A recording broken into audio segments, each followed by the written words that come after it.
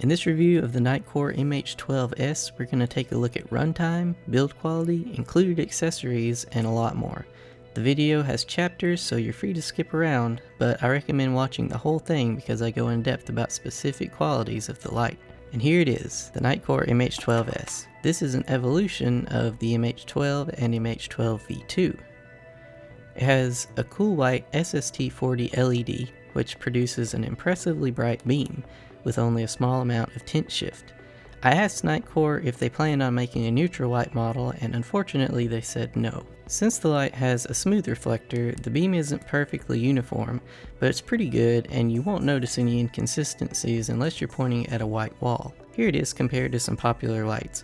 It's smaller than I expected, and that's a good thing. One of the headline features of the MH12S is USB Type-C recharging built in. There's a port in the head of the light which is covered by a rubber flap for dust and waterproofing. This port cover is designed much better than older iterations, and I have more confidence that it won't keep opening like my MH20 did. That thing was an abomination. The light is operated by a mechanical tail switch and E-switch combo. The tail switch turns the light on and off, and it also lets you signal with a half press.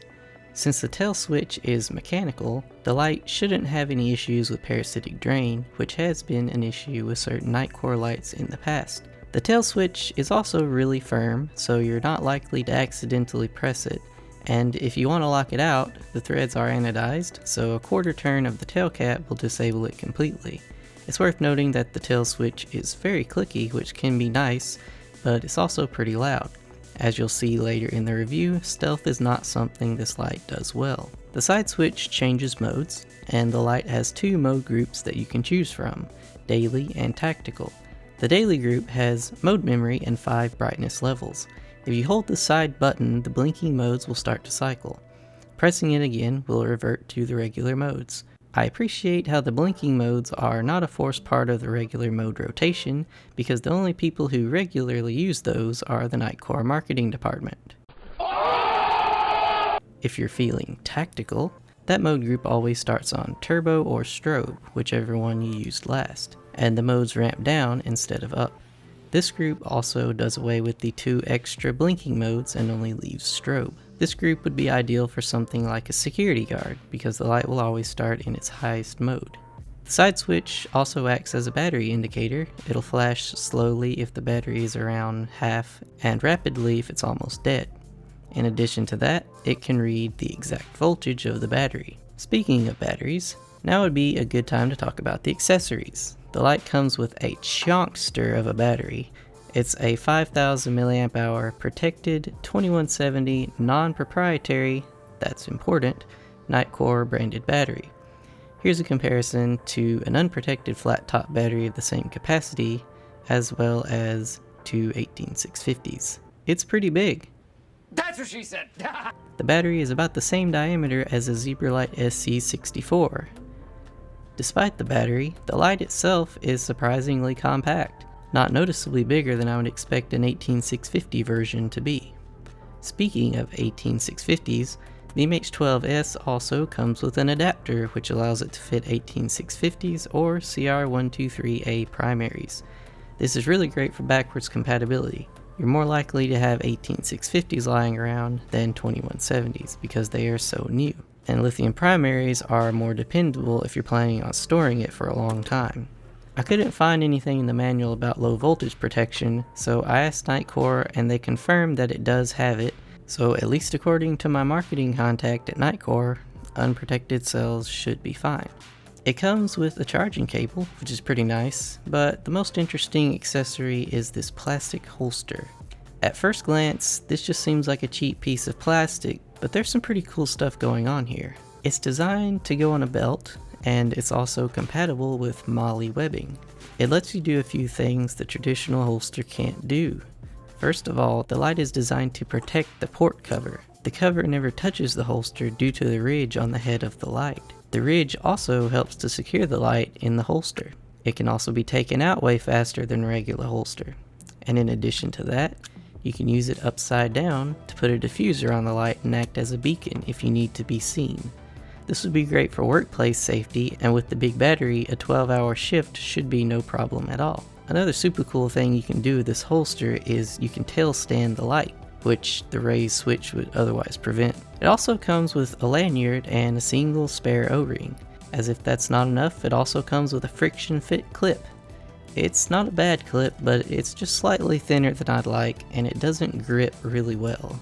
It's adjustable and reversible. It also has a satisfying click. The overall build quality is pretty good, and I only say pretty good because it's not a cheap light, so the expectation is already high. The ridges on the head act as an anti-roll feature, and the crenulated bezel is a welcome design decision. I really like it when lights have this feature because it lets you see if you accidentally set it down while it's still running. They can do all the tactical marketing they want, but that's the real feature right there.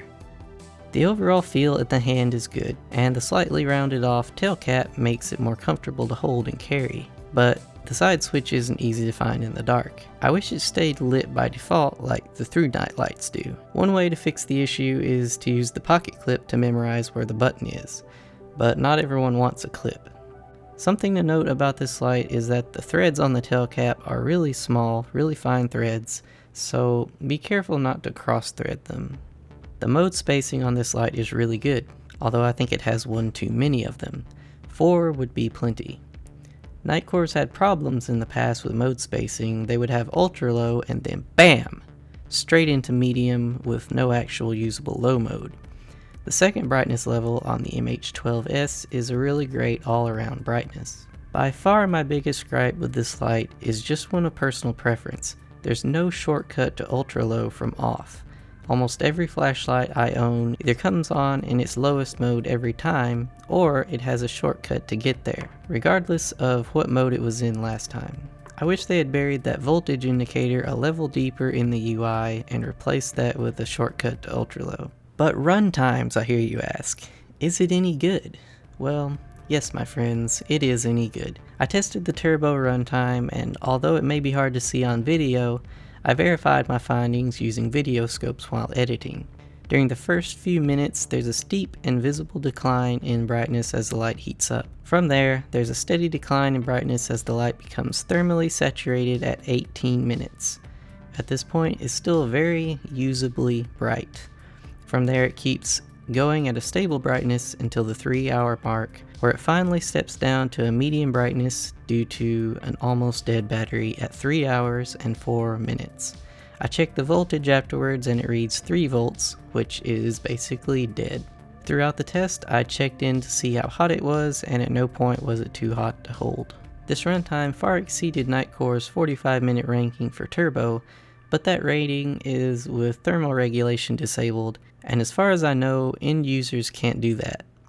High is rated for 3 hours and 15 minutes, so I would say their claims are probably a bit conservative, which is great to see. So, what do you think of this light? Let me know in the comments. With the exception of the ultra low shortcut, I really like the light, more so than I expected to. Tactical lights usually don't interest me, but for what it is, I think the MH12S is pretty good.